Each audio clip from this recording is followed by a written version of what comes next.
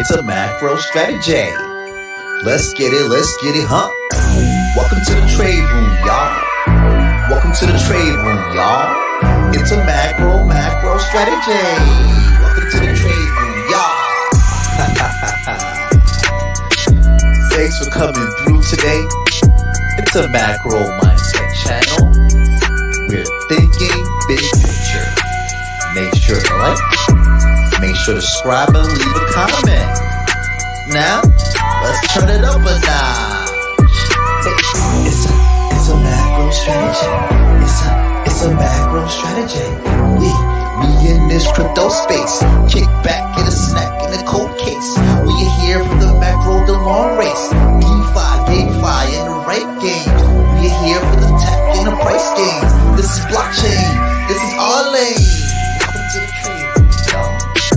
Welcome to the trade room, y'all. It's a macro strategy every day. Welcome to the trade room, y'all. Yeah. Now let's go now. Yeah. Now let's go now. Bring it back for me one time. Bring it back for me 2 times. Welcome to the trade room, y'all. Welcome to the trade room, y'all. It's a macro strategy. Welcome to the trade room, y'all. Now welcome to the trade room, y'all. Now welcome to the trade room, y'all. It's a macro strategy. Welcome to the trade room, y'all. Thanks for coming again, guys. I'm gonna catch ya on the other side. Deuce.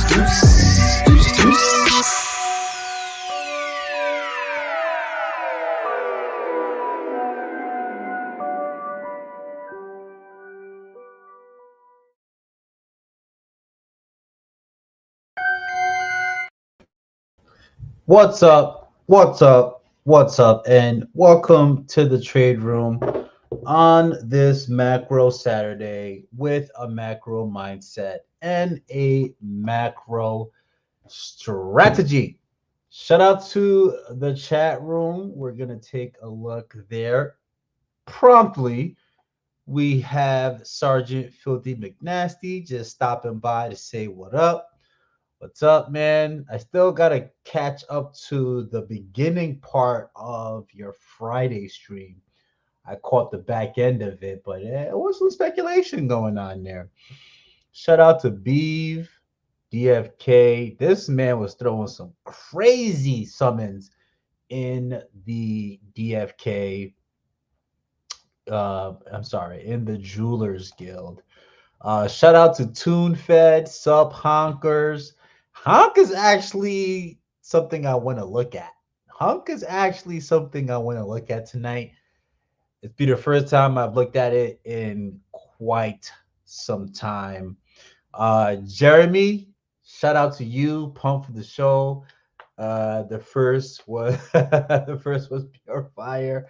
We got J Dub in the building as well. So, on this macro Saturday, we are going to be having Stycksintern on, and we're going to be addressing the fundamentals of crypto litigation for dummies, Ep.2.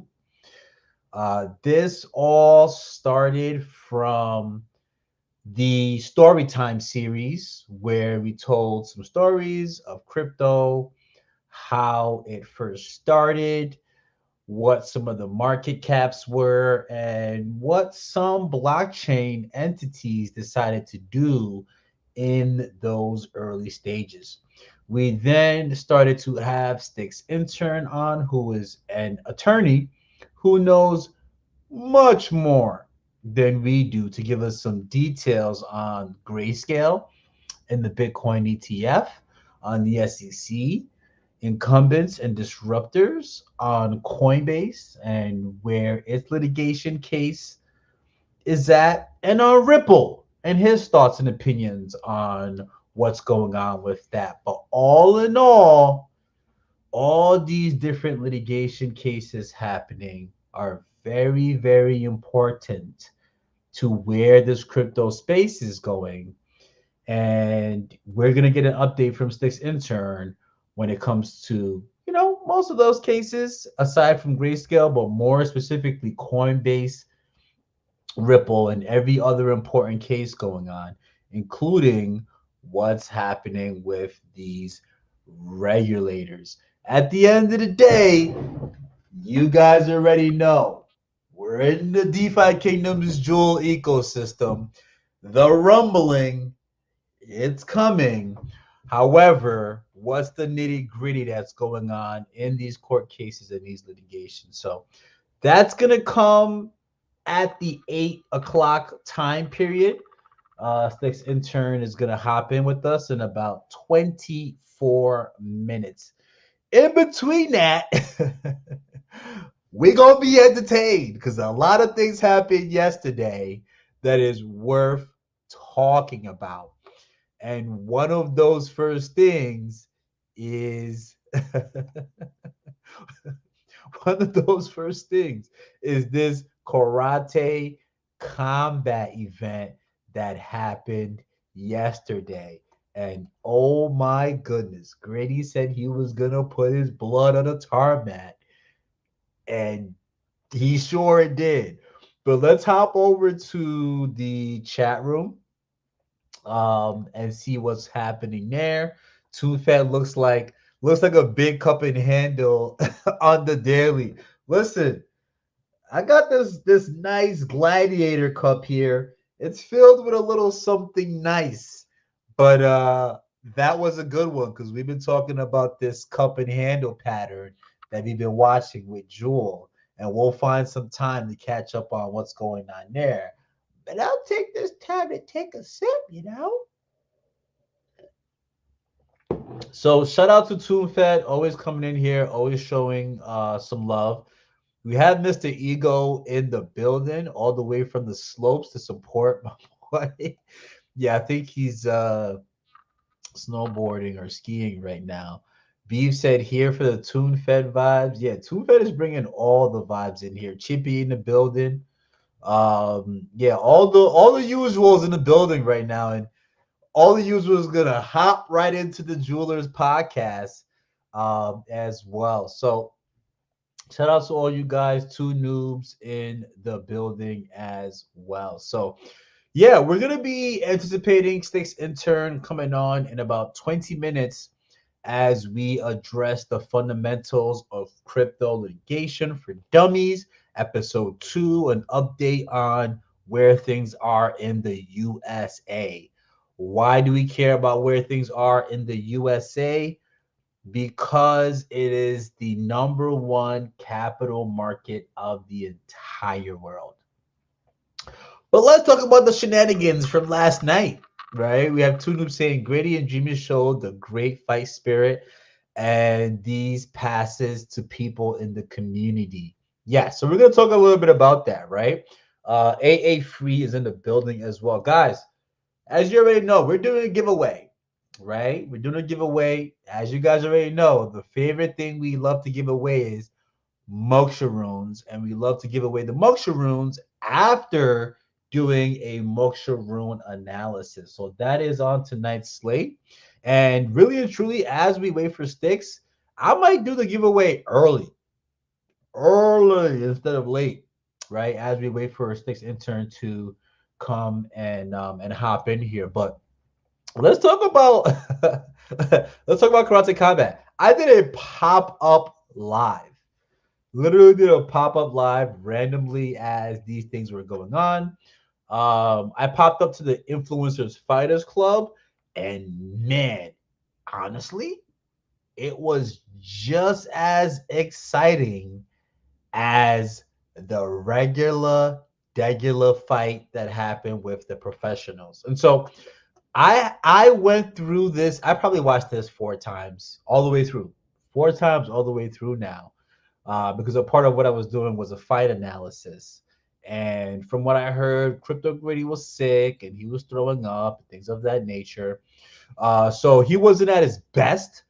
Honestly, his stance, I like this. Okay, I did not like his stance. I didn't like his stance. I think if he was healthy, he would have done better. But this stance with the hand down, nah, I'm sorry, Grady. And Grady's saying he's going to come back, but he's going to have to work on that, right? So let's watch the last 25 seconds of this round. I'm actually going to run it a little bit back to see how he got this scar here. But he said he was going to put his blood in the tar mat, and ladies and gentlemen, he lived up to it. Okay, this man lived up to it. So let me run it back just a little bit. Just a little bit. Let's see how Crypto Grady did. Boss, you ever seen two Rams go to battle before? Oh! Well, he Yeah. traded big Right shots there. there. Whoa! That was a Grady bit of felt success that. for Crypto Grady. Grady felt Yeah. that. But he ate a big Oh shot as my well, and they gosh. are absolutely gassed at this point. Oh my gosh. They still have 2 minutes and 30 seconds left of the fight. George, is this? Oh, Oh, he's we cut, got a he's blow. We cut. got a Yep. bleeder. Wow.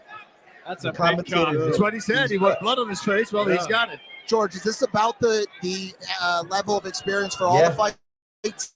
No. You guys Brady will got see. what he There wanted. will be a fight, Dreamer versus Phil. They have been fighting for Brady- very long. I think you guys will be impressed when you see them fight. Well, closing seconds Grady of got round what number he 2 wanted. here. And after he recovered, It's interesting that he Grimace was on the back foot a putting little the bit now. pressure on. I So mean, in karate let's combat, go. you get points Grady for seems putting gassed. the pressure on. and gas isn't being- even the word. There's the still another aggressor. round as far, unless In karate combat, you get credit for putting the pressure on and being the aggressor. So Grady did his thing. You know what I'm saying? Apparently he was sick. It is what it is. And he did not win either round.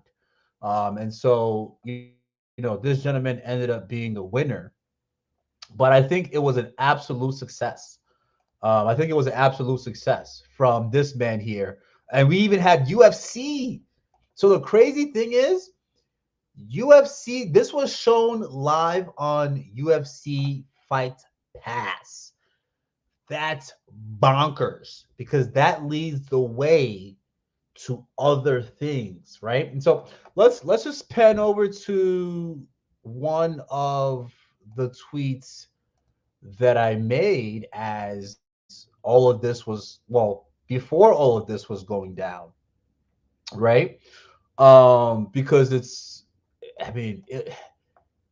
is just amazing, right? This is absolutely amazing that Dreamer, Crypto Grady, and a lot of influencers in crypto decided to make their way into this fighting sport. And we saw how UFC started, and we saw how UFC made its way from being a disruptor and disrupting the entertainment game with fighting. So this strategic partnership that's set up with DeFi Kingdoms is absolutely wonderful.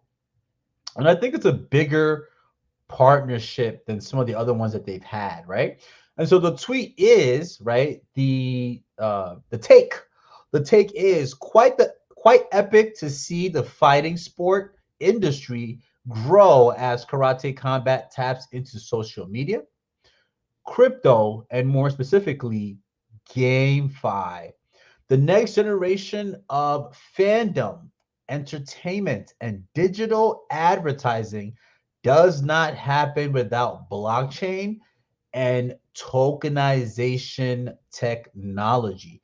When you look at this, this has 1.6 million views, and you can clearly see the DeFi Kingdoms logo here on this mat.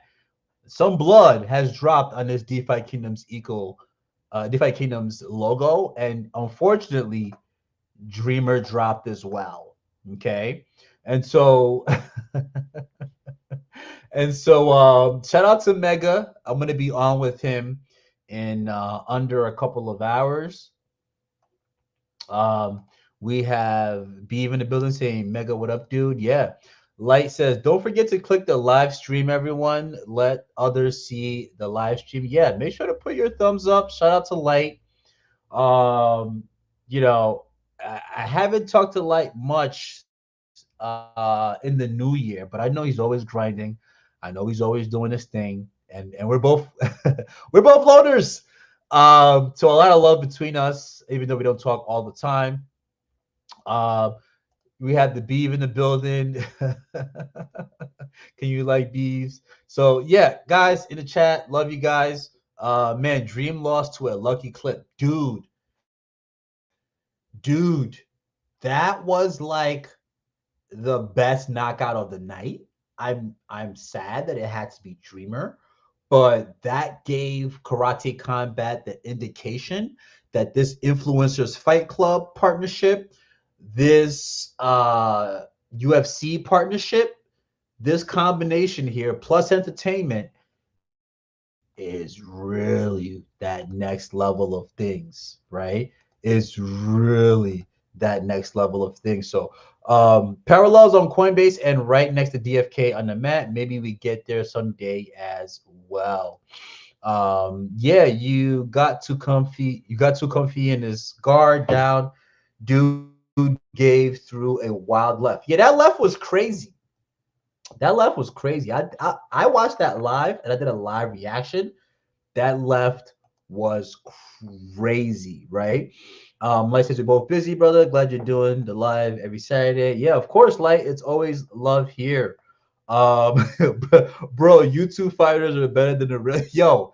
Yo, the influencers fight club portion of things was absolutely crazy and the most exciting portion of this. And you see that the connection is the karate token, the karate voting system. And if you have been following and paying attention to the karate fighting, you probably knew exactly who to pick, right? You probably knew exactly who to pick. So my biggest emphasis is on my biggest emphasis is on the marketing and advertising. Absolutely love the marketing and advertising that was associated with this.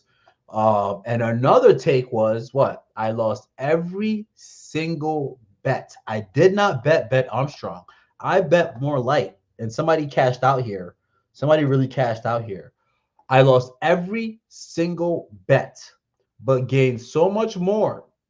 Karate Combat is here to stay. Ben Armstrong came to fight. Crypto Grady literally gave his blood. I just showed it. And Dreamer stood on the DeFi Kingdom's business. Okay. Because it was a strategic business move from Dreamer. And quite honestly, that is what it was. Okay. We see Dreamer here. Okay. We see Hedera hash graph. H bar.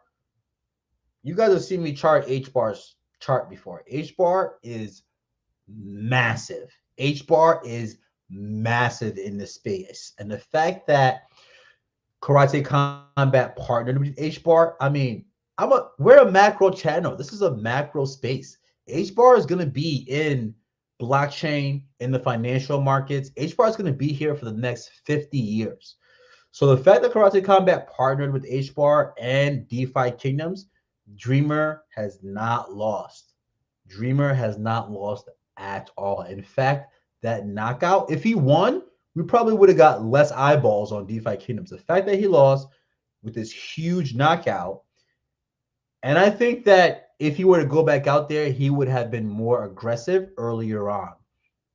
More aggressive earlier on, at least with the striking portion of things. But Dreamer is literally standing on that business with solidifying the DeFi Kingdoms logo on the Karate Combat map.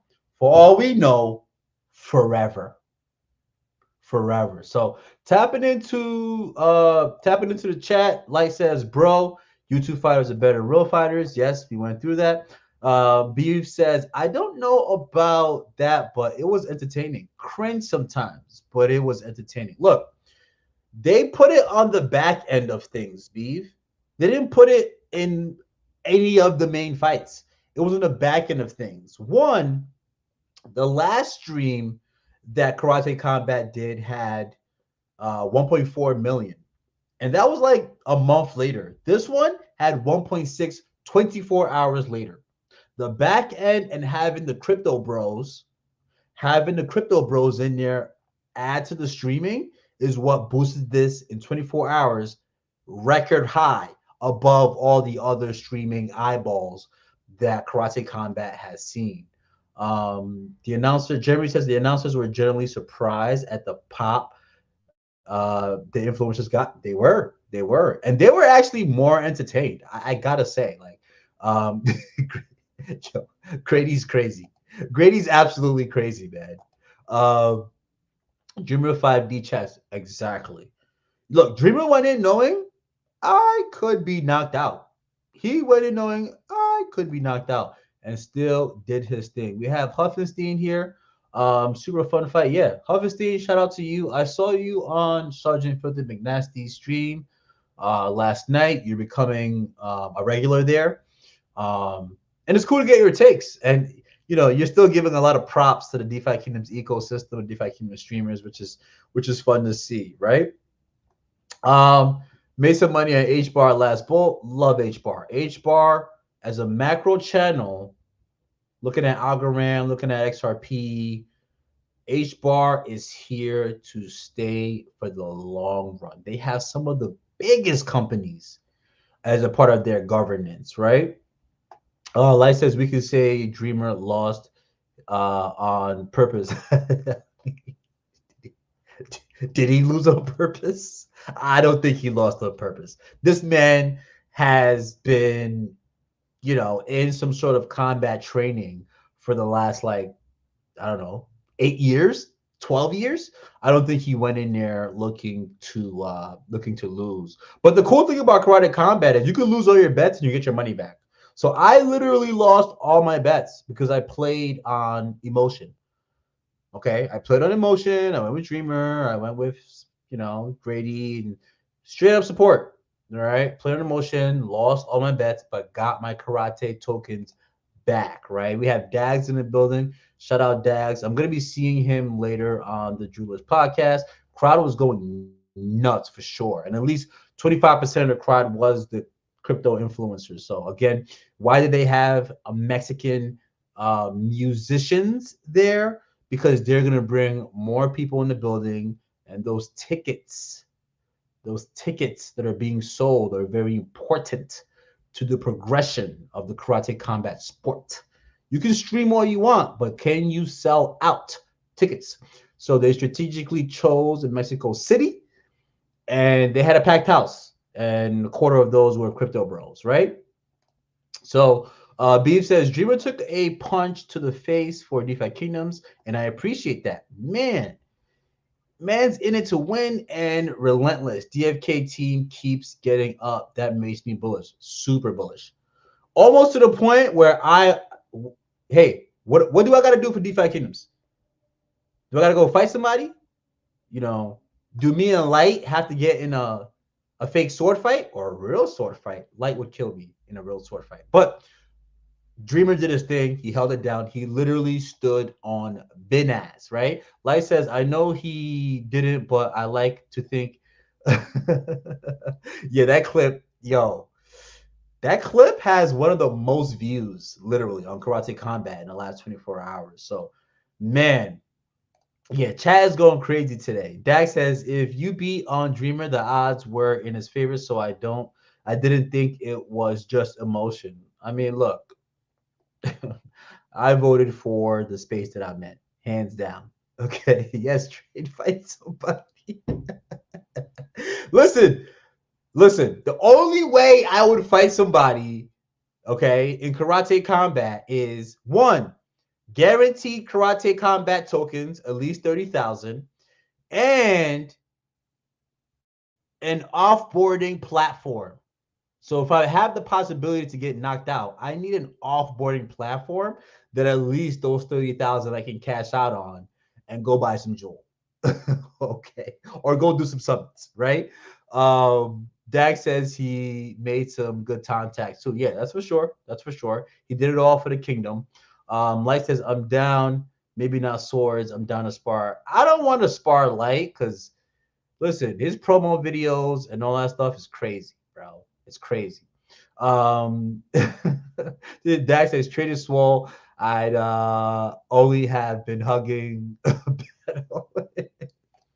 Listen, man. Okay, so we have Sticks Intern in the building. 38K, not 36, man. I wish I knew what that was about. The man and the fish. Yeah. So we have Sticks Intern in the building. Man, the chat is popping off tonight. So I got a little carried away, but before we bring Sticks on, we know that we have the Jewelers Joust that's coming. That's gonna launch when season 7 of Duels launches. So just keep an eye out for that. Make sure to go follow the Jewelers Discord to get more information on that. That's going to be popping, right? Mega recently did the spin wheel on that, and it's level 1 to 5. It's level 1 to 5. It's not level 12 or that wasn't a wheel, but again, RNG, right? And so we got level 1 to 5, so anybody and everybody can join. We have the pink slip duels, which man, Emerson, you're messed up, man. You're messed up, man. But the Pink Slip Jewels launches March 24th. It's going to be awesome. Sponsored by DeFi Kingdoms and the Jewelers. So, go over to Emerson's page. Go over to the Jewelers page to find more info out about that. We're going to talk about Jewel, the rumbling. Yes, it is coming. And I'm going to be dropping a PGP decryption walkthrough. We dropped the PGP encryption walkthrough for those that utilize DeFi Kingdoms helper as a service, but we have the decryption coming on, and that's sponsored by DFK Helper. That's going to be awesome, right? And so let's go ahead and let's get Sticks welcome in here. We said a half hour right at the marker. What a gentleman. Let's get Sticks in here. Hello. And welcome him in. Sticks, man, what's happening? How you doing? I'm doing well, man. I'm doing well. I just had a very crazy experience where my wife entered us into this competition that a portrait location is doing up in Los Angeles, and it's like weird pet photos. And we have guinea pigs, which most people consider very weird, right? And so we won like a bunch of money off of a portrait if we came up. I spent the last hour and a half being upsold successfully. So we were walking away with like a pretty sizable family portrait in a couple months here. But it's not just a normal photo session. Someone is actually going to take this printed out version and like paint over it and make us look like paintings, Renaissance style. So it took a little longer than anticipated, but I'm here. I'm really excited about it. And I'm really excited to talk some DFK, some SEC, and regulation, wherever we're taking the conversation today. Wait a minute. So you had to take your pets there? Well, we got to. First off, like we were given the opportunity. But no, yeah, we have 3 of our guinea pigs are in this portrait with us. Wow. That's going to get painted up like a classic Renaissance kind of painting. Wow, that's actually awesome.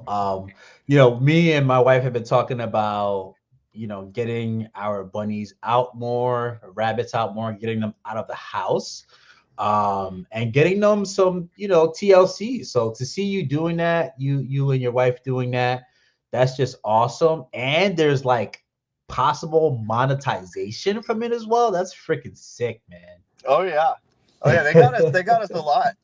They basically scored us half off of our portrait just because our guy, like their art director, really liked that my wife runs a rescue for guinea pigs. That's crazy. That's awesome. Yeah. The beef says exploiting those small pigs is such sad. Listen, those things aren't cheap to maintain. I will tell you that right now. Okay, so we spend an exorbitant amount of money on these little pets all year. They better start cashing out. That's all I got to say. No, I mean, what is their utility, really? I look at it, it's cute. No, I need to capitalize on it, Beav. Talk all the smack you want. Yeah, so no, that's awesome. I'm glad that you found some time to tap into the community with all that going on. This has been a series that's been ongoing for the last 2 to 3 months, and we're going to tap into it today. I think you mentioned that you may be doing it from the car as you make your way through this event that's going on. Hey, so if you get a chance, hop into our shared notes because I have a little bit of a layout for what tonight is about. But super intrigued to get your thoughts on where litigation is. We just spoke about the karate combat event that went down. So before we jump into all the crazy, litigation of things, I just want to get your opinion on what you saw from Karate Combat and your take and interpretation from that event. No, well, I'm extremely bullish actually on Karate Combat. I think the idea is really sound. I think people are getting kind of fed up with, UFC, the way it's evolved into a very, highly technical and very kind of like wrestling, grappling on the floor, but not punching sort of sport has disappointed a lot of the people who got into it for the fact that, oh, you can go in there and you don't just have to use a punch. You can kick, you can take someone down. There's like all these exciting options, but it isn't really as exciting as it used to be. And so I think there's room for a new up and coming fighting sport. And I think karate, it's really interesting that it's got token enabled like functions with the governance changing the rules, with the no loss betting. I really think both of those are really impressive uses of the token technology that we're all here to advocate for and champion. But I think they're doing it alongside what is actually a really, really appealing sort of new combat sport for just the average Joe, like my friend who just wants to go place prop bets. So I think it's a really good combination. I'm really excited about the project itself. I'm happy that DFK got me a bunch of free karate tokens, and I'm gonna hold on to them because I honestly think that there's a decent chance this thing blows up. And if even half the people who I know would like to bet on stuff like this buy up some karate tokens, those freebies from DFK are going to be, maybe enough to retire. No, I'm kidding. That's an exaggeration, but certainly some exciting amount of money down the line, in my opinion, as just a fight sport, casual enjoyer. Yeah, no, that's awesome. That's awesome. So like I gotta ask, right? And I think that from even the most recent screen that I shared, right? You have karate, you can see the growth, right? Now I always say Yeah. volume comes before price. Participants have grown, and in this most recent one, with the crypto bros attached, we made a new record of 28,000 Yeah. unique players with 1.5 billion tokens allocated. So it just shows you the growth of where this is going. And you've come in and we've spoken about incumbents and disruptors, and really UFC was a major disruptor of, let's say, combat sports, and it has now come to the point where it is number one in combat sports. We have a UFC not competitor because these fights were available on UFC Fight Pass, and we're seeing the connection and the marketing. And one of the tweets that I put out was just how bullish I am on the marketing that's been set up, even though I lost all of the bets that I put together. So that's awesome to see. That perspective is really interesting coming from your end. And Crypto Grady literally said he was going to put his blood on the tarmac, and that's literally what happened. And so that was very exciting to see, and it made Friday night wonderful. It I made have a Friday little night. bit of a hot take here for the DFK community. I'm happy that Grady and Dreamer lost. Really? Yeah, because now they're going to come back for a second one with fucking fire in their eyes. That's a good take. That's an interesting take. You actually think they're gonna come back and fight some more? I think Grady will, absolutely. I think Dreamer's tweet, he talked about how he got his knockout cherry popped, and now he wants to go get a Wow. knockout. You saw that? So I wow. Wow. For them to actually come back and fight is crazy. But that lets you know that they're in it for the long run, right? So we're gonna tap into some of the things that we have going on here. Let's tap into the chat because actually chat is going crazy today. Um, Beef says also, where would we all eat afterwards? Oh man. Okay, so chat is having their own little shindig. Uh Yeah, shindig chat's happening hungry. in Chat's here. hungry. Chat's hungry right now. And the thing is, this is gonna be a crazy stream leading into the Jewelers podcast. So I mean, this is all night, right? This is all night. So awesome, right? Tapping That's into that the Jeweler last. Saturday. It's a Jeweler Saturday. It's a Macro Saturday. You already know. So before we move on, I do have another graphic here. Um, you know, oh, I thought I had another graphic here. So the Mythic Squad Void Hunts. Just your take on that. You know how that went and how you feel about the ending. Who won? Before we jump into the fundamentals of crypto litigation for dummies. Yeah, so I'm really excited about how it went. It honestly went way better than I ever could have hoped. And I'm really happy that the only mistake was made by me on the scoring for Caracate's round. I feel bad telling someone that they won and then immediately telling them, no, I messed up. You didn't actually win. Your other European friend, the perilous scam frog, won. But that being said, he was super cool about it, and really grateful to iOS Code Mellow Green Giant. If you're here in the chat, I don't know, but he was the one who called out that I had made that error, and I'm really glad he did it because better to learn right away. But other than that small error, it was really good, really smooth. Really appreciate all of the finalists taking the time out of their Friday afternoons or evenings, in the case of the Europeans, to come and make this whole thing work. And it was a bumpy ride there for a little bit after the opening day when I wasn't sure what was going to happen. But even though I had friends jumping down my back to get it done, we were able to finally get it done, and I appreciate the motivation. Yeah. Yeah, no, that's awesome. It was wonderful to see. I watched the live and also got a chance to tap into the replay. But it was wonderful to see. I mean, it's literally been every single battle has been intense, and the fact with the last round that you paired individuals up with the points, with how many potions you use, and all of that was just fantastic. And just like with karate combat, fighting, sports, winners, losers, cash prizes for the fighters, but also too for the people watching. This only exuberates the connection between blockchain, fandom, tokenization, and viewership, right? It's everything. I mean, I would put the Mythic Squad Void Hunts in the same category as the Karate Combat Battle. It is that important to the ecosystem and what's happening currently between entertainment, blockchain, and the entire monetary space of fandom and everything else. So wonderful, wonderful to see that. Are we going to be seeing another Mythic Squad event coming down the line?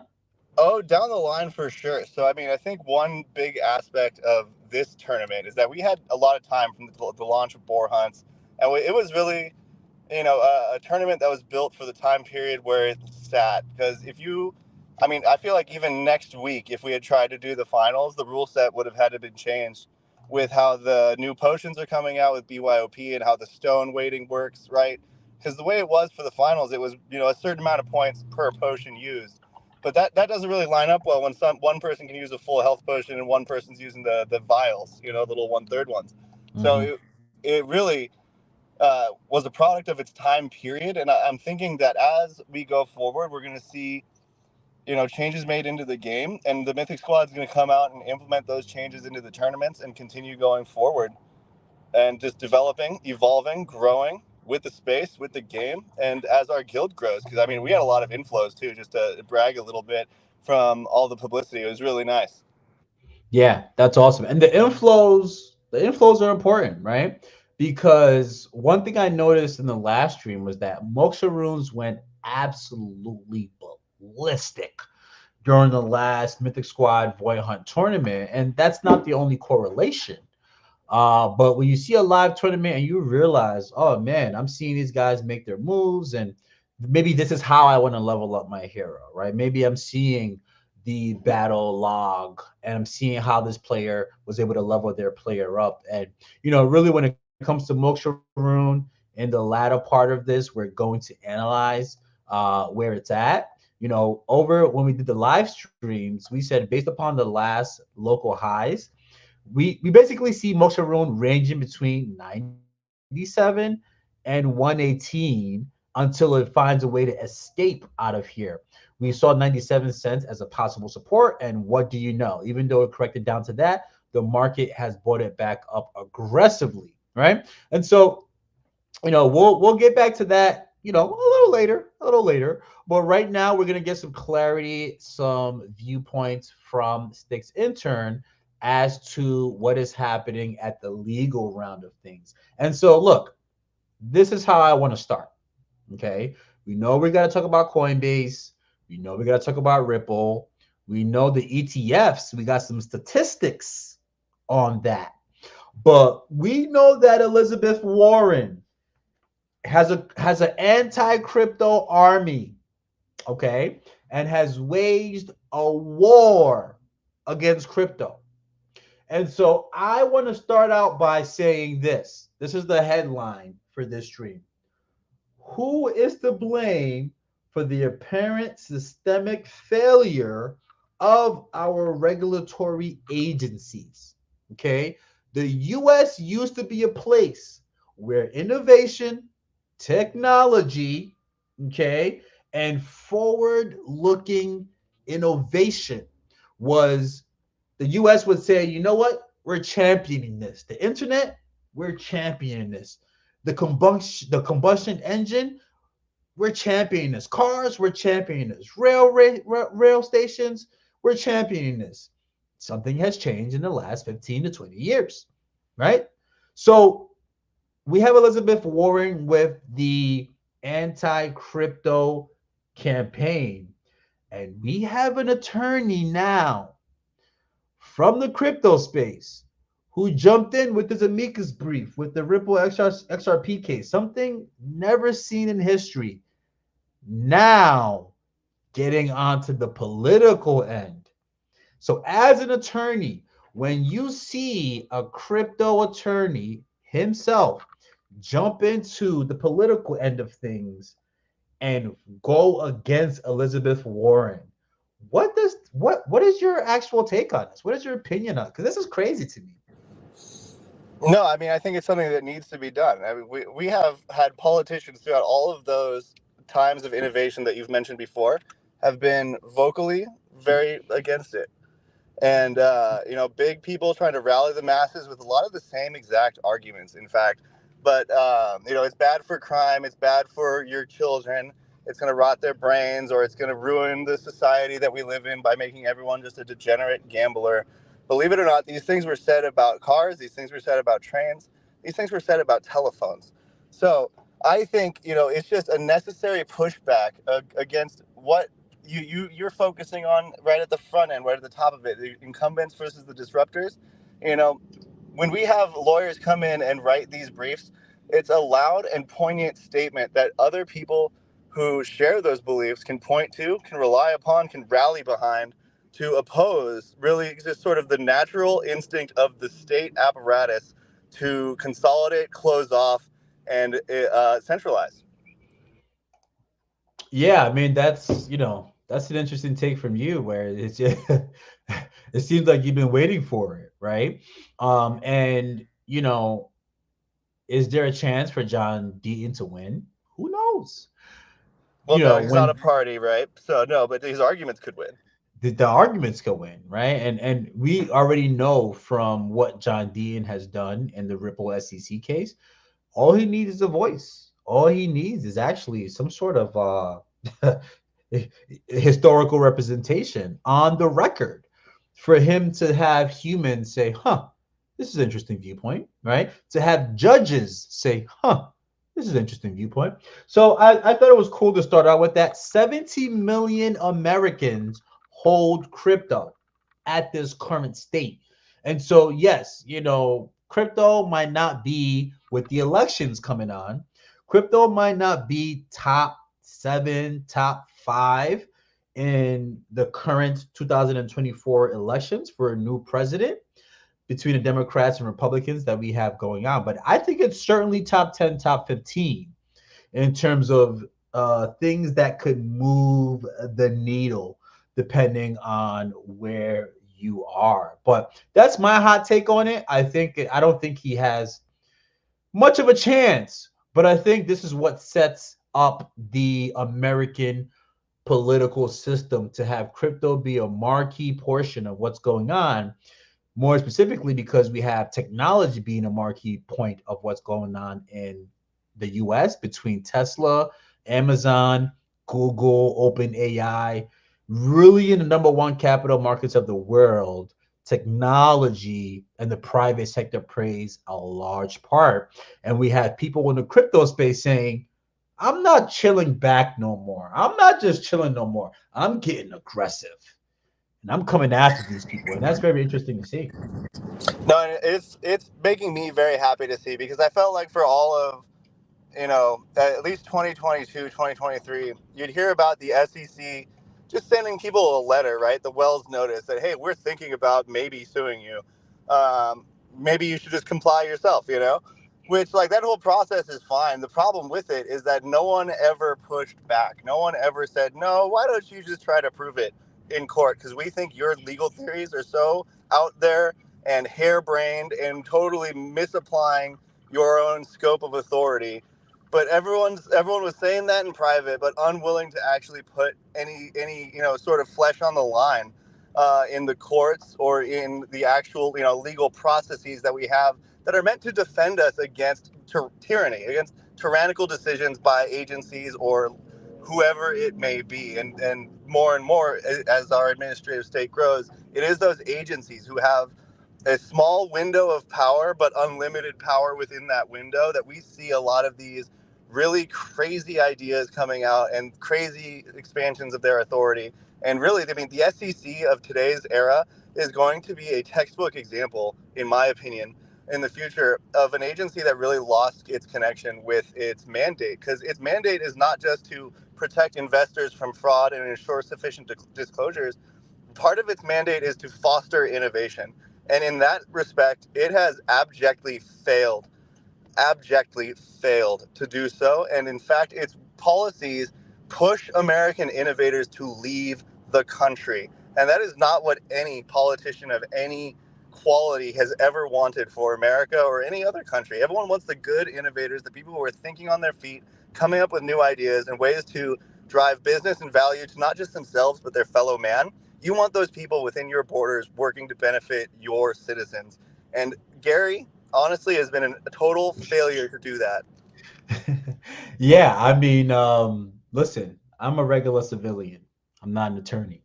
So to hear that coming from you, very interesting, right? Because you're in the weeds of things. And I believe your wife is a lawyer too, right?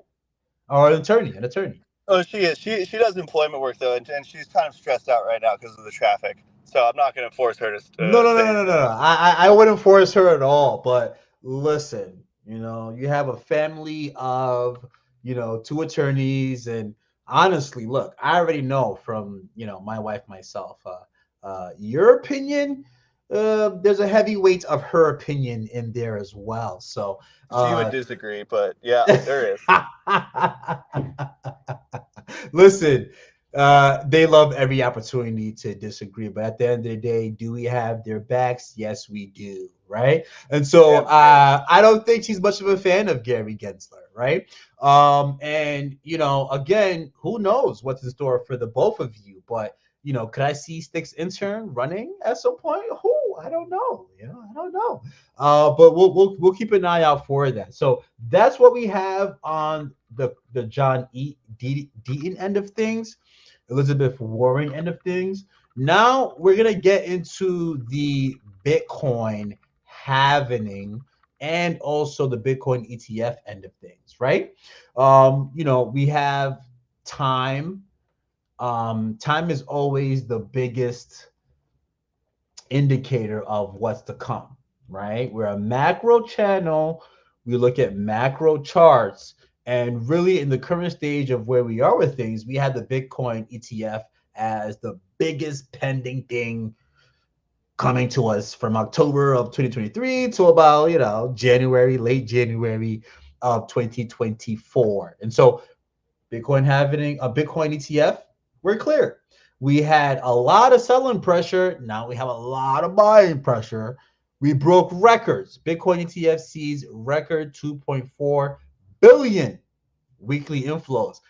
This was literally the biggest ETF launch in the history of ETFs. Like, this is nothing to just, oh my God, okay, let's just breeze by it. This set records, okay? And so for where we are right now, at least from the trade room perspective, now you have the IPO doors open, not only for regular companies trying to sell securities, but now a lot of crypto companies are like, all-time highs in the stock market. Yeah, IPO craze is about to go crazy, right? So Coinbase already is in the current markets, and we'll talk about Coinbase later. I believe Ripple's probably going to look to IPO as well. Reddit just made an announcement that they're looking to IPO as well. And so with the IPOs craze happening, nothing really from the U.S. regulatory agencies. What are your thoughts on the record-setting IPO market for blockchain into the equities market, and what are we looking at for the next couple of years? Well, I think we are looking at the result of what happens when you have a guy trying to plug a dam with his finger for as long as he can. That guy is Gary Gensler, and that dam is the demand for Bitcoin, right? And he really did. He tried everything he could to plug it, keep the water from flowing through. And because of that, there was a lot of pressure built up behind it. I've actually heard several people opine that a big reason why, they anticipated, this was even before the ETF's launch, but they anticipated that the flows would be very larger than ever seen before, is because there's been a lot of drama built up about it. This was something that was denied. The courts had to force the SEC to change their mind. Gary Gensler himself cast the deciding vote because neither of his Democratic brethren would, do that for him. They put the whole onus on him to follow what the court said. And so Gates, keeping them closed as long as he could as the pressure continued to mount and build. And part of that pressure was reflected with that GBTC trust, right? And that was where we got outflows, even though there was a launch of a new product. It seems unintuitive, but it's because of the conversion of the trust to an actual ETF. And just with all of the efforts that he did to plug up a dam that he couldn't sustain, we're seeing the other end of it, where all of the demand is now on the table, ready to go, and eager, most importantly. Yeah, no, that's some really good feedback. And Gary Gensler could talk about how the space is dangerous, and a lot of blockchain companies aren't compliant, and And on this point, sorry, just a tangent off you, one thing that really strikes me and many other lawyers that I talk to about this stuff as very odd is that the SEC is supposed to be technology neutral. They're supposed to not care what the technology or the actual product of the underlying business is. But they announced that they were approving this ETF and simultaneously said, we don't think this is a great investment. We don't think this is a good investment. This is bad. This is bad. And it's like, well, what do you do when your parents tell you not to put your hand in the cookie jar? You reach in. And so it's kind of like they were trying to do all these things to exert their will, exert their influence. And everything just seems to have backfired because of the demand of the people for this new technology and this new form of an investment vehicle for, a generation that has been largely sidelined for the growth in real estate. Yeah. The boomers are loving the real estate market. Millennials, Gen X, Gen Z, we're not liking it like that, right? And so what are the investment vehicles that we're looking at? We're looking at higher risk assets. And we're looking at the safest things in the higher risk assets. And as an American citizen, if you're trying to stop me from getting into that, having American citizenship is totally different from having a Dubai citizenship. And yeah, fortunately, we can just talk all the type of ish that we want to talk. And eventually, with the legalities and the rights that we have, we're going to get to the bottom of things. And with some of these FOI applications that we put in. Yeah, it'll take a long time, but I believe as Americans, we're going to get what we want. And demand is there. The man must proceed with supply. And right now, the demand is exorbitantly high for the Bitcoin ETF as supply literally gets cut in half when April 24th, or 2 to 3 days in front or behind that date. And so we're looking at a supply crunch. We're looking at a demand spike. What is the Bitcoin price is going to look like? We'll talk about that at the later end of this as well. But Sticks, anything to finish off this round with? No, I think you set it up well. Just one thing to add, from the comments about my wife's opinion, she agrees with you on Elizabeth Warren, and on Gary Gensler, she says Gary has, quote, small PP energy.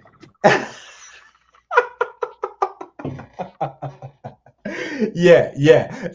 Gary, listen, Gary definitely has small PP energy. PP energy I categorize in a couple of ways.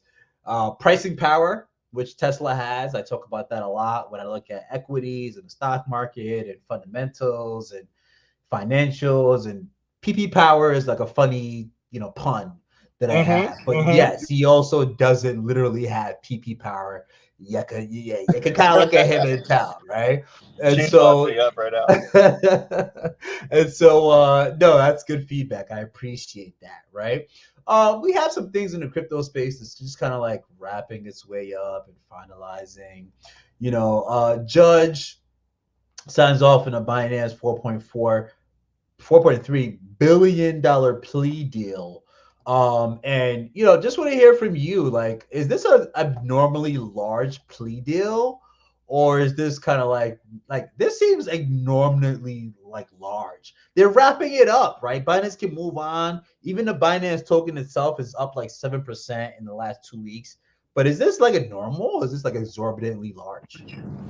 I mean, for a company that the SEC's lawyers called a rounding error, or for an industry, excuse me, that the SEC's lawyers referred to as a rounding error during the Coinbase hearing, I'd say this is a fairly large plea deal settlement because, I mean, even when you see the big banks who are doing way more volume in illicit activity than Binance, I'm sure, they're getting like a few billion, but like these are people with massive scale higher than what Binance was accused of doing. So that's what makes it so big. Is huge relative to the proportion of the flows. Now that said, I mean, I don't want to be seen here as trivializing what Binance, the plea bargain. They did admit to doing some stuff that is very much against our laws. Basically, just not at all trying to verify or taking any steps to verify that the people they were routing money to were not, illicit or otherwise on the sanctions list, which we can disagree with whether a person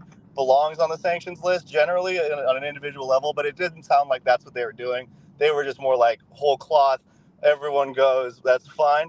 And they were doing some bad stuff. But that said, I mean, I agree. This is a large sum of money. Whenever you get that B and a company is still alive after it, really, I mean, I'm happily surprised that the state didn't decide to try to force Binance to go to the FTX route and force a bankruptcy or otherwise just take a litigation position that would have precluded a plea bargain. It is massive. It is interesting that the CZ had to step down and is separately being sentenced. I'm not actually sure where that stands. I remember hearing a little bit about it, but then it seems like the whole media has stopped talking about CZ specifically. I would love to learn more about where his individual case is, because I feel like it was also wrapped up in this plea bargain. Forcing a leadership, that's a really big deal. The fact that they did that, though, and that combined with the monetary amount tells you that this was a very big, important case. The government took their pound of flesh from the company figuratively speaking, taking the flesh off the top of the org chart there. Yeah, I mean, a pound of flesh is definitely the way to put it, because $4.3 billion is, my goodness. I mean, that's quite the amount of money that to be taking there. I mean, I always tout that in the Ripple SEC case, Ripple has spent over, we're getting close to 300 million now. That Ripple has spent, defending themselves. But Absurd. gee golly, $4.3 billion. I mean, there were clearly some things that Binance was just not doing properly. And to get this kind of a swift, very quick, even after discovery and getting into the remedies and very quick court case, right, for the Binance. Interesting when we talk about Ripple on that end, how that's taking now, looking at over 3 years coming up. But that's an interesting take on there. 4.3 Well, just to million highlight the dollars. difference there, I mean, that's the difference between a party who fights it tooth and nail and a party who is like, I don't want to say rolling over, but conceding some wrongdoing maybe in Binance's part. You can administrate justice much more quickly when people don't disagree about the underlying facts of the application of the law, and it's just a matter of remedies, as you mentioned.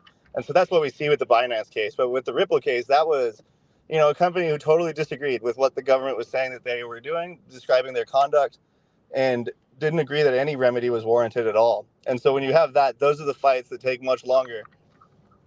Yeah, for sure. Those are definitely the fights that take much longer, especially if the defendants totally disagree with what the SEC is ascertaining, right? And so that's that on the Binance end. We move on to the Coinbase end, right? And I'm going to give a little perspective on what's happening with the Coinbase end, but really and truly, from your perspective, are there any other crypto litigation cases that the trade room may not be paying attention to, but should? Well, there's always a few in the sector of IP that I think would be interesting, but they're less societally significant to the crypto market as a whole. But I don't know any off the top of my mind. I could pull some for you from my firm's blog though and send those over. But that said, I mean, I was really looking forward to seeing a Coinbase order before we did this episode, and we haven't seen one yet, which makes me sad. Yeah, I mean, look, you almost said definitively that we would see a Coinbase decision by now. And let me lay the groundworks, okay, before I have you respond, because I almost sounded definitive, and now I got to call you out a little bit, right? So, on January 17th, Coinbase went into court with a very important meet with the SEC. And, why were they there? They were there to discuss the 12 coins that were listed as securities from the SEC and to discuss with the judge with whatever questions the judge had on why and the basis and the howie and why these coins listed as securities. And the judge, from the line of questioning that the judge gave, seemed to kind of be on Coinbase's side. And you can come in with what you think here, but from the way the judge asked his questions and pre-printed the conversation, and the SEC was kind of at some points flabbergasted on this was a very, very important date, because guess what this January 17th, 2004 date leads to is a possible dismissal of the case or continuation of the case, which is what Coinbase is asking for, is a complete dismissal. But when it comes to the judge itself, she seems to ask a lot of questions that this is my interpretation of my take. These questions put the SEC in a precarious position where they are the ones that kind of have to prove something, and that then either leads on to the discovery phase of things or puts us in a position where the burden is on the SEC for proof. And that's always the case. But give me your thoughts, not only on the January 17th meeting, on whether to dismiss the case, why we're waiting so long to hear what the judge's decision is. And then from this January 17th date, what could we be looking forward to? Are we looking at possibly going from hey, judge, give us a dismissal, We're going to discovery, and from discovery, is it possibly going to last as long as the Ripple case? With the possible remedies that we'll have in place once we get the evidence from this discovery phase. Yeah, so I mean, it's my personal opinion that the way the judge was asking questions, she thinks half of the case should advance to discovery, and she thinks half of it should go out the door. I think particularly on the wallet part, I think she's saying she's going to come down and say that is not, we haven't sufficiently alleged that the Coinbase wallet is a securities offering, and I think that's going to be a fair decision just based on her questions. And the fact that she didn't spend too much time on it during the hearing. It seemed like she asked some questions, confirmed her understanding on wallet, and put that aside. The ones that really took a long time were the issue of staking, right, through Coinbase, and whether the Coinbase's efforts are managerial or actually ministerial, right? So it's like, are you just the guy who plugs in the data and pushes the button? That's ministerial. Or are you thinking? Are you making a decision based on a judgment of some kind? That's more managerial. Right, and Coinbase's lawyers were arguing that it was a ministerial situation because that, under the test for securities laws, really gets them a lot of points in favor of saying that no, this is not a security because it's not the efforts of others, the managerial efforts of Coinbase that makes staking through their system valuable. I think what we're going to see is a decision that grants and in part and denies in part Coinbase's motion to dismiss. And so what happens when you get a 50-50 like that on a motion to dismiss? It actually kind of puts the choice in the plaintiff's hands. And so that's the SEC here in this scenario. And the SEC can decide to either amend their complaint and try again as to the parts that were dismissed. Because you do get, like, under the law, you get several chances to try again, unless you just are just, basically unless you're just dicking with the court, which is really rare.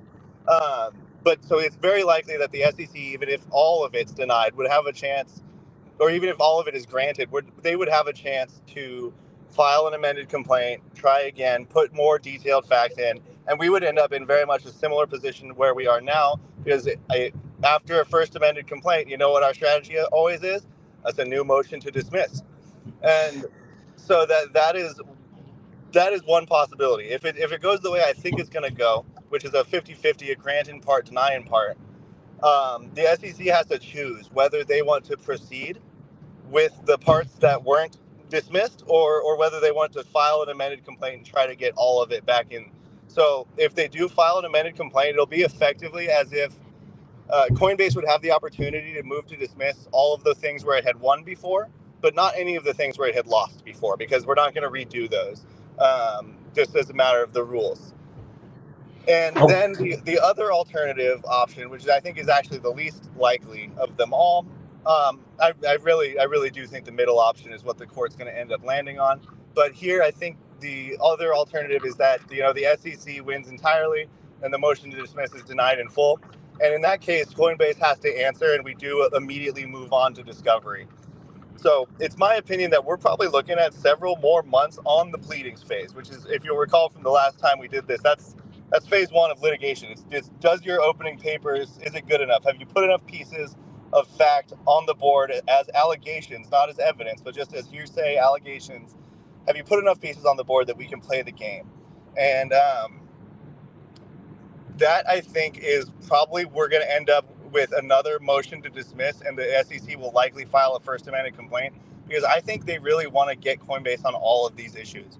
And so it's my opinion that that's what they'll do, is go for the First Amendment complaint route, and then we'll have another motion to dismiss. And you've seen how long this has taken. So we're looking at another 6 months maybe before we even get to discovery. And going to your question about whether we would have a discovery of a similar length of time with Ripple, I mean, it's hard to say, because discovery is not dictated by the court. It is dictated by the lawyers for each party, right? Like, I decide what I want to request from the other side. They decide what they want to request from me. And it's only where we heavily disagree that the court has to get involved. And just for context, the court is always pissed when you make them get involved in discovery disputes, because we're supposed to be civil. We're supposed to be, giving our evidence over that we're going to use to prove the case and not hiding the ball. And the court, when it sees discovery disputes, sees it as hiding the ball. Now, Ripple had a ton of discovery disputes because the SEC wouldn't give over a lot of information that the Ripple attorneys viewed as very relevant. And so that is one aspect that compounded the Ripple discovery, that such that the Coinbase one may be shorter. However, Ripple only involved one token. Coinbase involves 6 at least, right? Unless they decide to expand the issues. So that could mean a much more lengthy discovery process with issues, with questions and responses directed at each and every one of the tokens involved. And if it gets contentious like Ripple did, which I don't see any reason why it wouldn't, given Coinbase's stance towards the SEC and what I've seen Paul Graywall tweeting, I have a feeling it's going to be a very arduous several years of discovery to long past Gary Gensler's tenure at the SEC.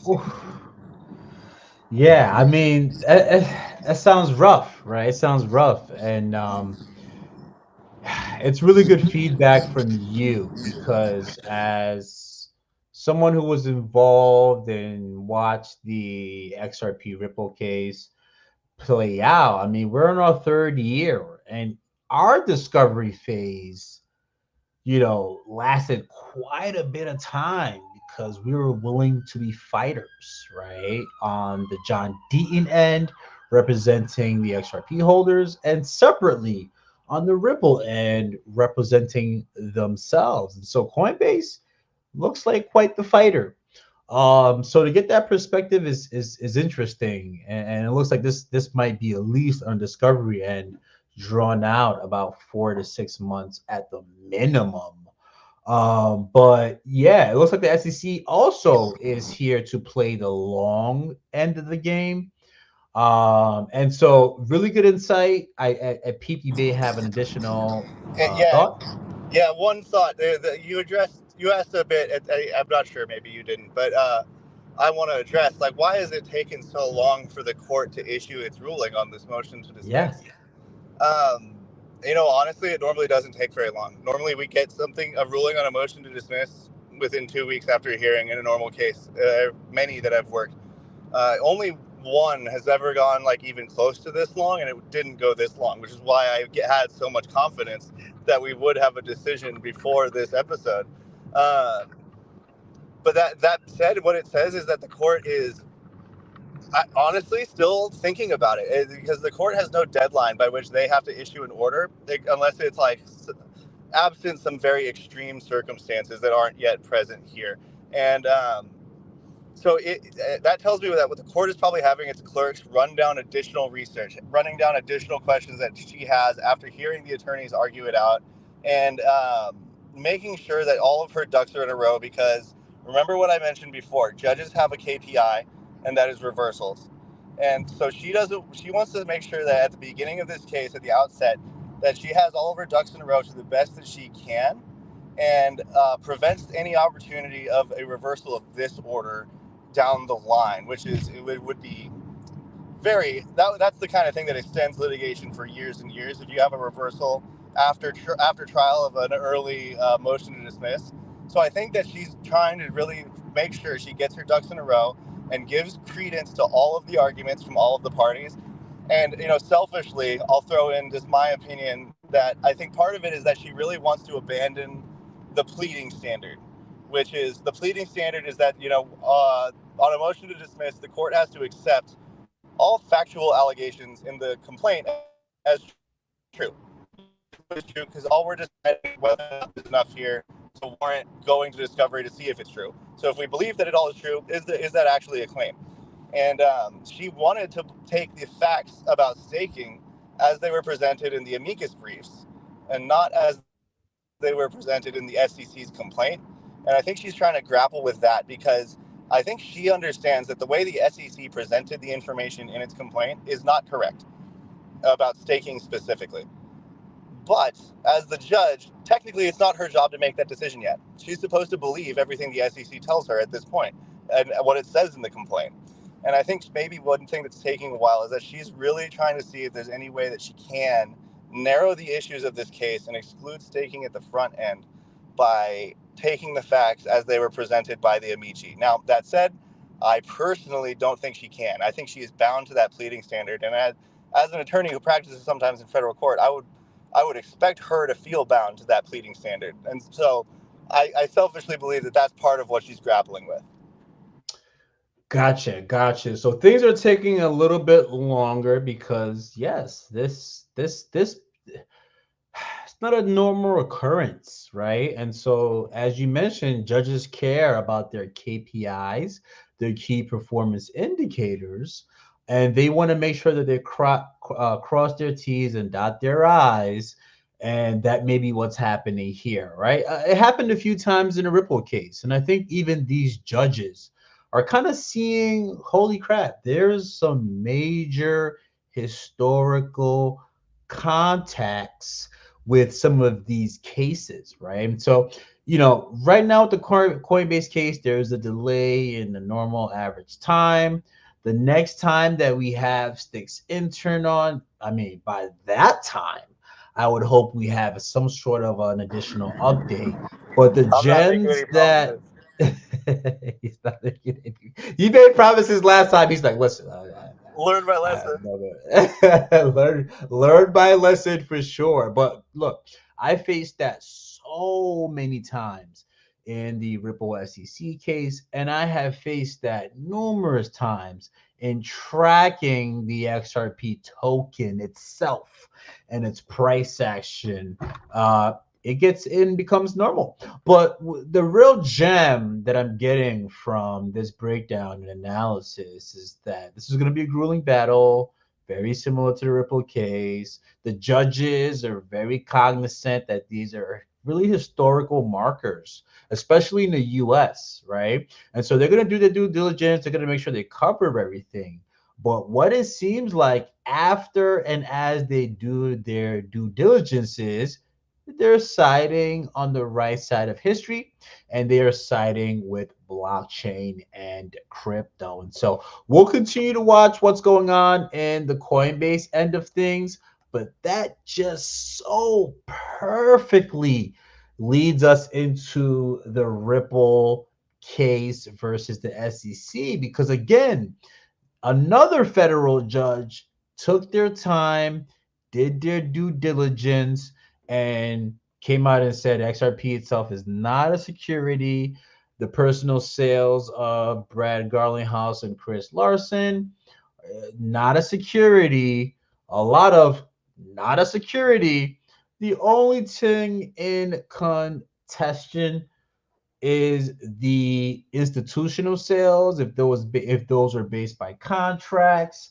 And recently the SEC put a motion to compel Ripple to provide certain documents.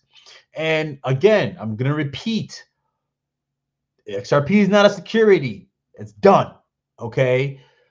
Programmatic sales, not a security. It's done. Okay, the only thing left really is the institutional sales and the contracts and things of that nature. And so SEC is trying to garner as much evidence as they can to try to just fight their last battle and things of that nature. So they want all the money Ripple has received. They want to look at the sales that they may say, hey, oh, this qualifies as a security.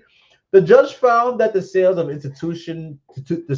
institutions that have written contracts constitute the sale of securities, which could violate Section 5 of the Securities Act of 1934, unless what? Unless Ripple can show an exception, which is only when you're selling to accredited investors. If you're selling to accredited investors, that could forego the Section 5 act of the SEC. And so, is it possible for the SEC to win here? Because they've been losing in a lot of places. For me, on my end, the trade room's end, yes, right? The SEC could win before the SEC could win if they can prove that the exchange sales, right, are that of securities. But again, the judge has already clarified that the personal sales and the exchange sales are not securities. And so where are we currently in the Ripple SEC case? On the side of the XRP holders, we're done. We're past that. XRP is not a security. They can go appeal. And I believe, and Stycksintern will jump in here, is that yes, even if it goes to the Second Circuit, okay, and the Second Circuit says, hey, yeah, SEC, you're right. This is all jacked up. It then has to go right back to Judge Torres, who then has to then do a more in-depth interpretation of the institutional sales and things of that nature. Stycksintern, I'm gonna let you jump in, but breaking this down more, we are now getting through the discovery phase, right? Discovery phase took a while. The both entities put a mandate down for the judge to make a decision. The judge made the decision. Now we're at where is it possible that the Ripple gets fined? Is it possible that the SEC is able to appeal? I think not. I think at some point, even if the Second Circuit appeals, it goes back to Judge Torres, and she has to now go more in depth. I don't think there's any talks of settlement right now. I don't even think settlement affects price action or anything of that nature. Things take time. But Stycksintern, I believe we're getting past discovery. We're going to the remedies end of things. What are your thoughts? Yeah, so I'm actually very confused about this motion to compel. It seems like sort of an ancillary issue, right? Because normally you wouldn't see a motion to compel after the motion for summary judgment was granted in part and on both ends. And so this to me is actually something I'm not familiar with. I'm sorry, I need to read up on the reasoning for the motion to compel. That said, I will jump in on one thing you mentioned, that there is this appeal to the Second Circuit. The SEC is going to fight that programmatic sales holding tooth and nail, because that undermines every comment that they make that the law is clear. That undermines their position in every other situation that exists. So they are definitely going to appeal that. And I really just view this motion to compel as a very ancillary issue, to be completely honest with you. That said, if the SEC does win at the Second Circuit, what happens is a reversal of the trial court's grant of the summary judgment, which means that the summary judgment is just undone, and it acts as if it never happened, and the parties then go to trial. So when you're talking about more in-depth look at stuff, that means instead of reading declarations that people have signed under penalty of perjury, you haul them into the courtroom, you sit them on the witness stand, and they have to get grilled by the attorneys, just like Sam Bankman-Fried did, but on obviously less colorful and exciting topics than what he had to face. But that is the main difference, is that instead of sitting on a motion for summary judgment, you will be at trial. And the difference there is it comes down to standards again. Legal standards are a concept that permeate litigation at every level. And on a motion for summary judgment, it's the standard is that I have to find that no reasonable juror, really annoying word to say, could find in favor of this party or the other party. And so that's what Judge Torres effectively said. She said, we don't need a trial. We don't need to have everyone sit down and weigh their credibility. We can just do this on the papers, because no reasonable juror could find that the institutional sales weren't securities, because those definitely are securities. But also no reasonable juror could find that these programmatic sales are securities, because those definitely aren't securities. That's what she said. That's what her ruling means. Interesting. So, this compelling by the SEC is just another kind of a trick in the tool bag from the SEC, prolonging and dragging things along and finding whatever pots and avenues they can use to get an angle, right? It looks like you have something to say. No, and the result is that if it goes to a trial, that standard no longer exists. The judge can actually decide credibility issues, can decide who is more believable than the other person. You can't do that on the papers, but they're allowed to at trial. So if it does get reversed, the result would be a trial before Judge Torres. Now, there's probably a mechanism that the SEC would try to do to switch the judge.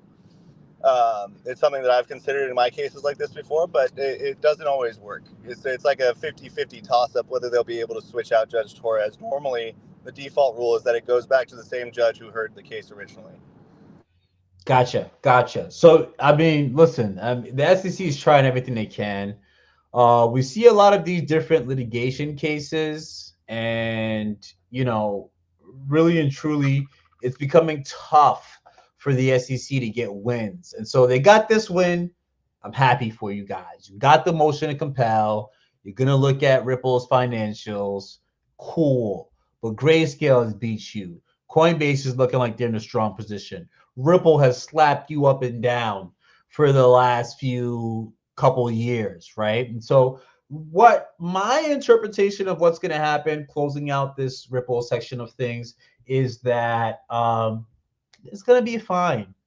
Okay, it's going to be a fine for the programmatic sales because at the end of the day, this is not a fraud case. Okay, you can jump in here anytime. This is not a fraud case. Okay, this is a compliance case. And in compliance cases, you get a nice little slap on the wrist. You get a little bit of a fine.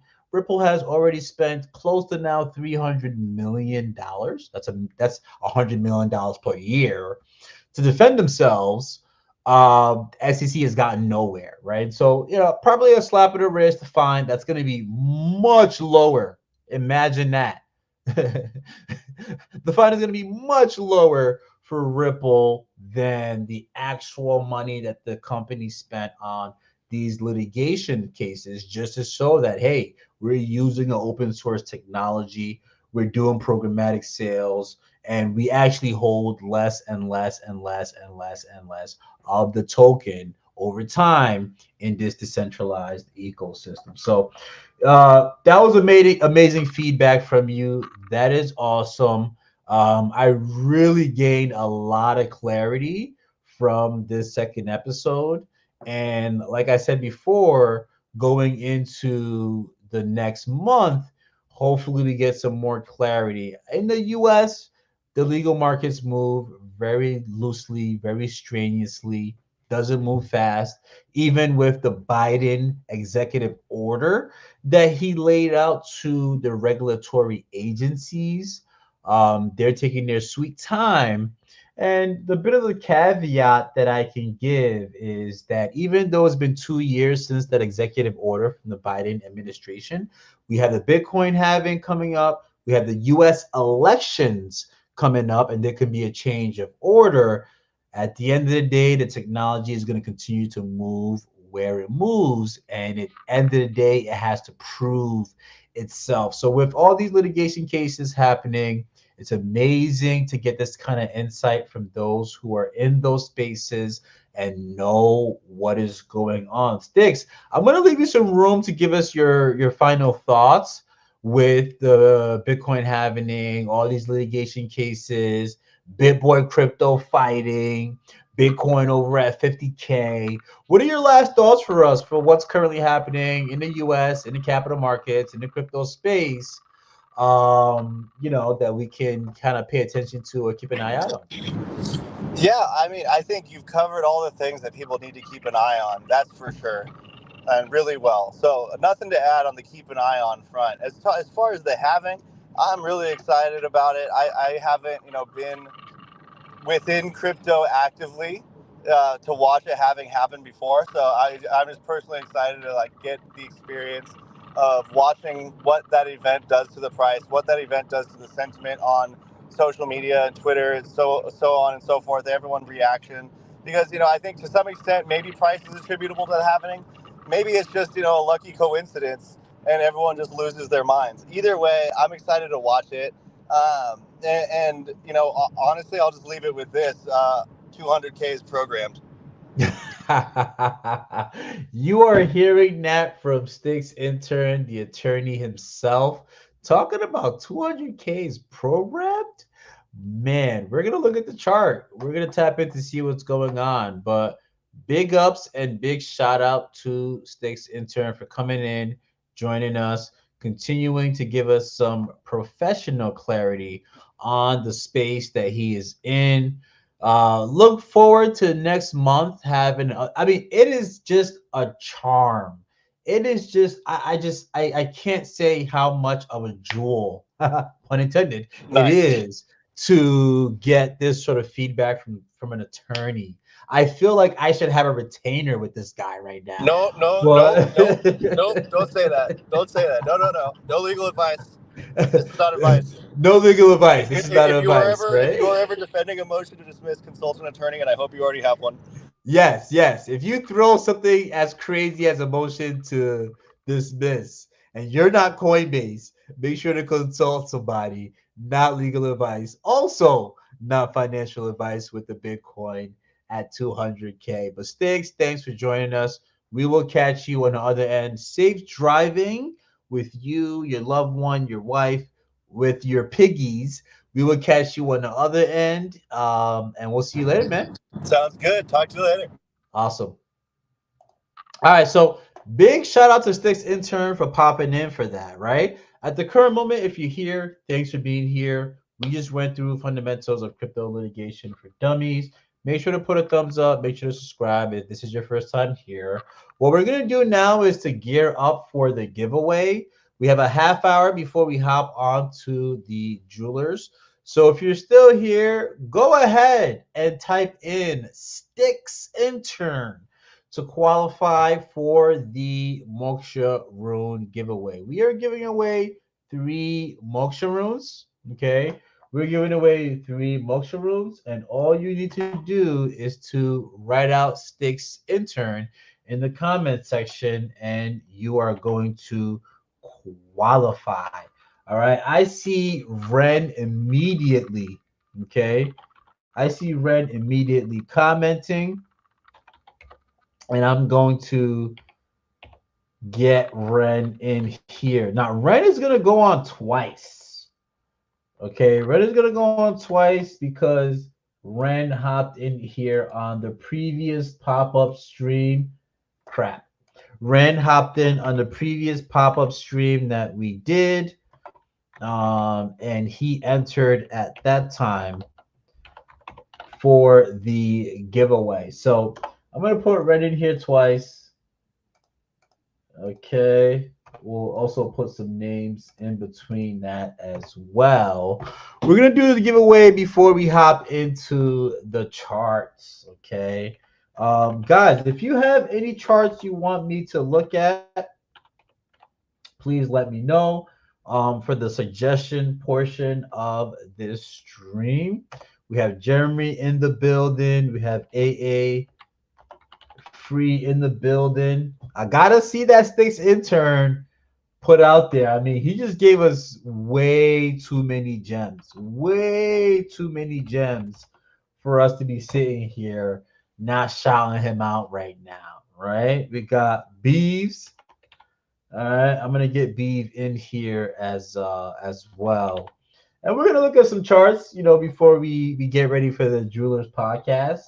The Jewelers Joust is coming up as well. A lot of amazing things happening in this ecosystem. Shoes my girlfriend wears. Shout out to you, man. I mean, I think you probably have the best. Like, out of all the people who hop into my streams, you have the best name, man. You have the best name, I think, hands down. So shout out to you as well. I feel like I smell cinnamon buns or donuts or something like that. Let me check the chat. Let's make sure I have everybody here. Ren, I have you in here. Jeremy, I have you in here. AA Free, I have you in here. Beeve, I have you in here. And the shoes my girlfriend wears, I have you in here. We're gonna take a look at the Moksha Rune chart while we wait for anybody else that wants to enter into this giveaway. And on the pop-up stream, we did a massive analysis of Moksha Rune. So we're not going to spend too much of an absorbent time looking at Moksha Rune, but we're going to see kind of what's going on here. And really, from the time that we tracked Moksha Rune, even through the pop-up, we said that we had these highs here. First level at 97 cents, other level at 117. So we really, even through this bearish trend expected Moksha to consolidate between what? Between 97 cents and 117 cents. To me, that is a place where if you have not been collecting your Moksha, it's a place you want to. At the very worst case, about 84 cents is where we're seeing a very good buying opportunity for Moksha. Um, we can still get 84 cents and continue what? A higher low from our local lows of 71 cents, a higher low from our other local low of 82 cents, and really a very strong support area at 97 cents. We saw this last downtrend on this daily candle that happened 3 days ago. That's about Thursday night. Price action went down, tapped on 97. The next day, it was a bullish green candle. The market bought it up. We do have Saturday with it trending down right now. But honestly and truly, this 97 90 cent area could really be a very great support area. And when we look at the 3 day chart, we can see it, right? 3 day chart currently in here, green, as Moksha just literally jumped from 9 cents to 11 cents. Again, what is that area? 97 cents to about 117 is that consolidation area for anyone, not financial advice, looking to accumulate some Moksha. We see the MACD is still bearish, the stochastic is still working its way down, but the RSI is something that we've been tracking with the Moksha. We see this bouncing area that happened here as Moksha dropped to 70 cents before it made a massive impulse, okay? Massive impulse from a 40 RSI to a 62 RSI. It is now cooled down. Our interpretation is that for the RSI, it could cool down back to this trend line and work its way back into an impulsive mode. Moksha still looks pretty bullish, and we actually see on the 3 day chart a bounce from here. If you go down more granular, and I kind of want to hop into the 12-hour chart, where we can get a closer look at what's going on. Damn, the 12-hour chart looks actually very bullish, where you have the stochastic momentum, MACD closing out this kind of bearish momentum here. You have the support here at about 97 cents to $1. And then the RSI, first impulse from 38 area RSI to 46. And with RSI, when you track towards 30, that lets you know that you are very, very oversold. And if the market has high demand for you, you're ready to make your way out. So that's what we're looking at for Moksha. Looking for this consolidation area, looking to work our way back to $2.41. Normally, we would look at Bitcoin to see its health before we look at anything else. But man, Moksha looks really, really good, really, really healthy right now. The decision is between, hey, do I want to summon, do I want to level up my heroes with Moksha at the 112 area? Or do I want to sell Moksha to buy some crystal, buy some gas maybe for my botted accounts that I have? That's really the decision right now. And so we're going to give away 3 Moksha. Again, if you are here in this chat, make sure to write in the comments Stycksintern, so that you can qualify for this Moksha giveaway. Digital Sniper, I don't have you in here, so just make sure to comment Stycksintern so that I can get you into this giveaway. We have Ren saying, trade, what do you think about Honk? I haven't looked at Honk in a very, very long time, okay? So we're going to look at Jewel very quickly, and then we're going to look at Honk, okay?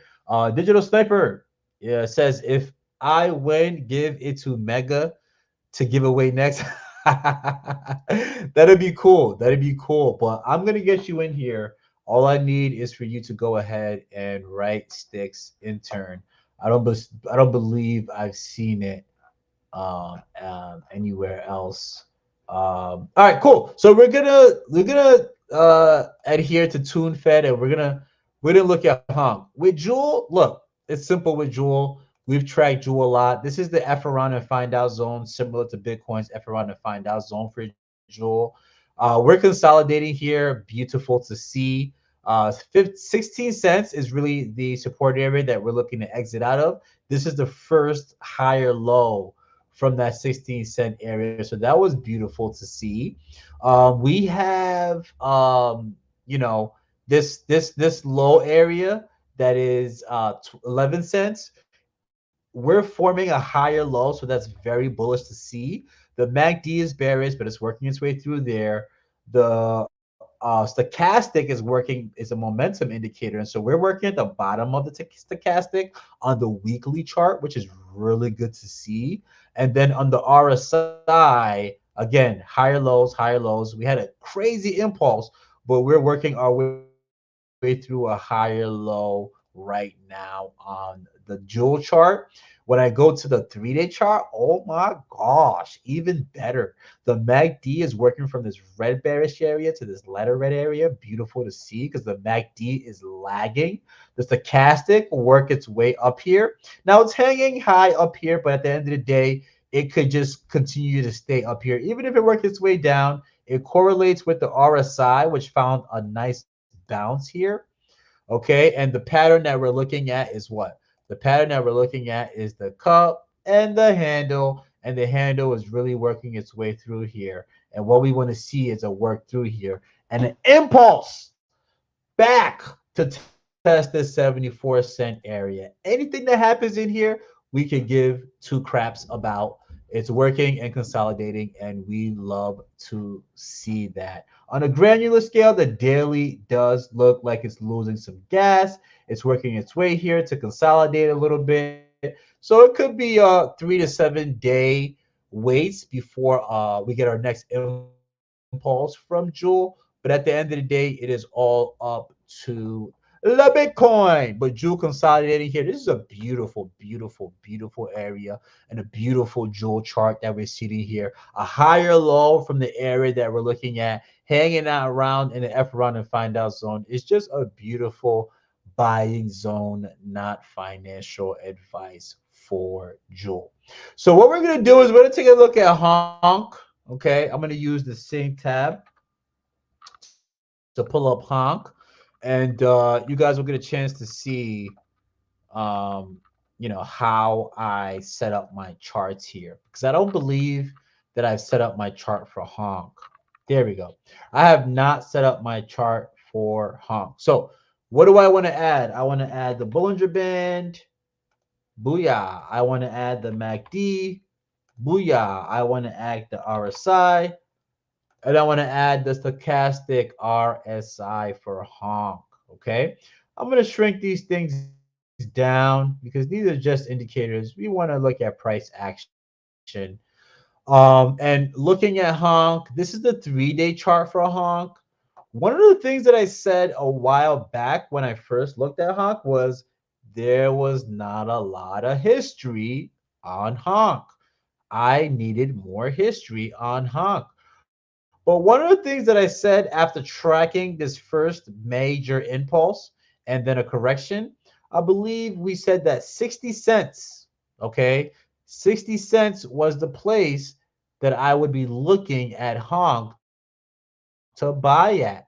Why did we say that? Well, we had this previous high here at the 11-cent area. We had this major impulse, right, to 30 cents, another major impulse here to $1.10. And because this was the previous area of 30 cents, however, the 1618 sat at 47 cents. And really, from a major impulse, you can normally expect a 60% correction in crypto, a 60 to 70% correction in crypto. So a 60% correction brought Honk to 47 cents. So for me, between the 47-cent area and the 73-cent area was what? An accumulation area for Honk. All right. This chart for honk does not look bearish. This 3-day chart for honk does not look bearish. However, from this impulse, this is really where it's going to hang around, because this is the first, or this is probably wave 3. This may be wave 2 or wave 3 for honk. I can't really tell yet. But for honk, we're in this consolidation area where it had a massive high of $1.10. It cooled off about 60%, 65%, which is normal. In crypto, the biggest bullish indicator is the MACD. My goodness, the 3-day chart MACD on honk looks massively bullish. But remember, it is a lagging and late indicator.